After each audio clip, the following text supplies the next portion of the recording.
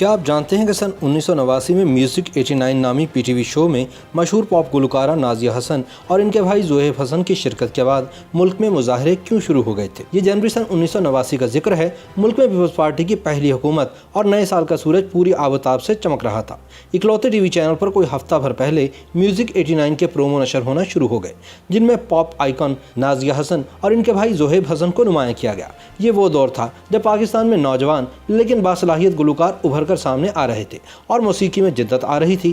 نازیہ اور زہیب کے بعد وائٹل سائنس دل دل پاکستان گا کر پاکستانیوں کے دل جیت چکے تھے۔ نت نئے رجحانات نے تو جیسے پاپ موسیقی میں ان گنت رنگ بھر دیے تھے۔ اس تناظر میں ہر کوئی 23 جنوری کا بے چینی اور بے قراری سے انتظار کرنے لگا جب پاپ میوزک کا یہ شو ٹی وی کی زینت بنا۔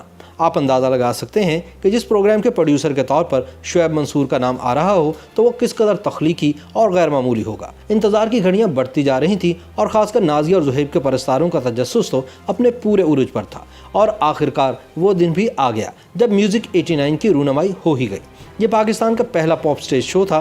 جنوری کی کلفی جماعتی سردی میں نوجوان گلوکاروں نے اپنے پھڑکتے ہوئے گانوں سے خوب لہو گرمایا۔ نازیہ حسن اور زہیب حسن اس سٹیج شو کے میزبان تھے، جنہوں نے یہاں اپنے سدا بہار گیت گنگنانے کے علاوہ کچھ نئے گانوں سے بھی محفل میں جیسے جان ڈال دی۔ نازیہ کے اس شو کی خاص بات یہ بھی تھی کہ اس میں پاپ گیت ہی نہیں بلکہ علاقائی رنگوں سے سجے گیتوں کی سوغات بھی ملے۔ انکل سرگم بیچ بیچ میں اپنی شگفتہ اور پرمزاح گفتگو سے مہمانوں کے چہرے کھلکھلاتے رہے۔ شو میں اس وقت کے اسکواش کے عالمی فاتح جہانگیر خان کی انٹری ہوئی تو نوجوان پرستاروں نے ان کا ولولہ انگیز استقبال کیا۔ اس شو کے ذریعے جوپیٹر گروپ نے بھی اپنا مشہور گیت یارو یہی دوستی ہے سنایا، جسے علی عصمت نے اپنے مخصوص انداز میں گنگنا کر مہمانوں میں جیسے نیا کرنٹ چھوڑ دیا۔ یہی نہیں، یہ وہ دور تھا جب جنون کے سلمان احمد وائٹل سائنس کے پلیٹ فارم سے مدھر اور رسیلی دھنیں گٹار پر چھیڑتے تھے۔ اس ٹی وی شو میں فردوس رانجن کا گایا ہوا نغمہ گیت چھیڑو ایسا تو خاصا مشہور ہوا۔ اسی طرح میڈو نائٹس کا بہاروں کی یہ شام بھلا کون ذہن سے نکال سکتا ہے۔ پھر کیلاشی گلوکار علی امان گجالی نے بھی علاقائی گیت گا کر دھوم مچا دی۔ یہ تو تھے اس مشہور لیکن بعد میں متنازع بننے والے ٹی وی پروگرام کے گلوکار۔ اب سوال یہ ہے کہ نازیہ حسن کا یہ شو اس قدر تنازعات کی زد میں کیوں آیا؟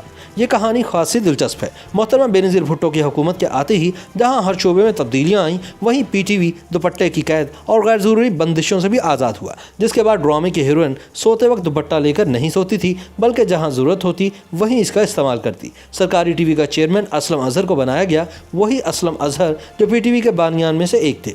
اسلم اظہر جنہوں نے ٹی وی کو وڈیروں، چودھریوں اور زمینداروں پر مبنی ڈراموں سے بھی نجات دلائی۔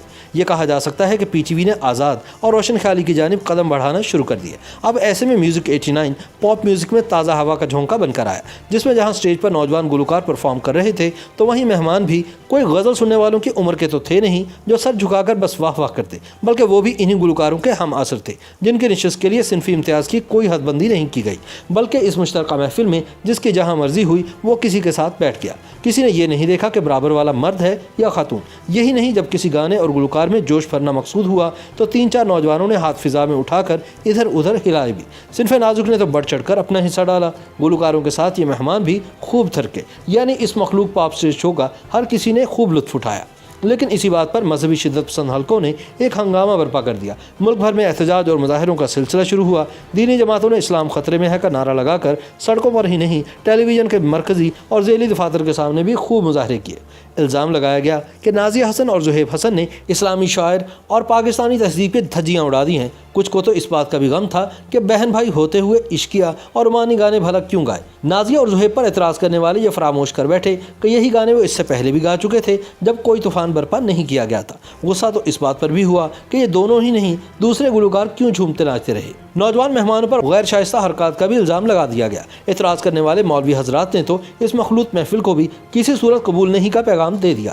مغربی ثقافت کی یلغار قرار دیتے ہوئے بے نظیر حکومت کو بھی آڑے ہاتھوں لیا گیا، جس کی صفائی دیتے ہوئے پیپلز پارٹی کے وزراء نظر آئے۔ حزب اختلاف میں 9 جماعتوں پر مبنی اسلامی جمہوری اتحاد تھا، جس کے قائد حزب اختلاف مرحوم غلام مصطفی جتوئی تھے۔ آئی جی آئی کے ارکان نے ایوان بالا اور ایوان زیری تک اس پروگرام پر گرما گرم تقریروں کی بھرمار کر دی۔ ہدف تنقید صرف پیپلز پارٹی ہی نہیں، نازیہ اور زہیب بھی رہے۔ دونوں پر ایسی گولہ باری ہوئی اور بیانات کی جنگ چھڑی کہ کچھ عرصے کے لیے نازیہ اور زہیب پیش منظر سے پس منظر میں چلے گئے۔ دلچسپ صورتحال تو اس وقت ہوئی جب اسی پروگرام کو فحاشی اور ہجان خیزی کے زمرے میں لاتے ہوئے ایک وکیل نے راولپنڈی کے اسسٹنٹ کمشنر تک کا در کھٹکھٹا دیا۔ ان کا موقف تھا کہ متعلقہ پروگرام میں قابل اعتراض حرکات کے ساتھ ساتھ نازیبا گانے گنگنائے گئے جس سے مسلمانوں کے جذبات کو ٹھیس پہنچی۔ وکیل صاحب نے اپنی درخواست میں پروگرام کے پروڈیوسر شعیب منصور، پی ٹی وی کے چیئرمین اسلم اظہر اور گلوکار نازیہ اور زہیب حسن کو فریق بنایا۔ گو کہ ان کی درخواست خارج کر دی گئی، لیکن یہاں یہ بتاتے چلیں کہ یہ وکیل کوئی اور نہیں بابر اعوان تھے، وہی بابر اعوان جو پیپلز پارٹی کی تیسری حکومت میں وفاقی وزیر بنے اور ان دنوں تحریک انصاف میں کچھ ایسی ہی ذمہ داری نبھا رہے ہیں۔ YouTube پر گوگلی نیوز دیکھنے کے لیے youtube.com کی سرچ بار میں googly news T V type کریں۔ گوگلی نیوز کے پیج پر سرخ رنگ کے سبسکرپشن والے بٹن پر کلک کرنا نہ بھولیے۔ YouTube پیج پر اپلوڈ ہونے والی ویڈیوز سے باخبر رہنے کے لیے بیل آئیکن پر کلک کیجیے۔ آپ کو ہر نئی ویڈیو کے بارے میں نوٹیفیکیشن موصول ہو جائے گا۔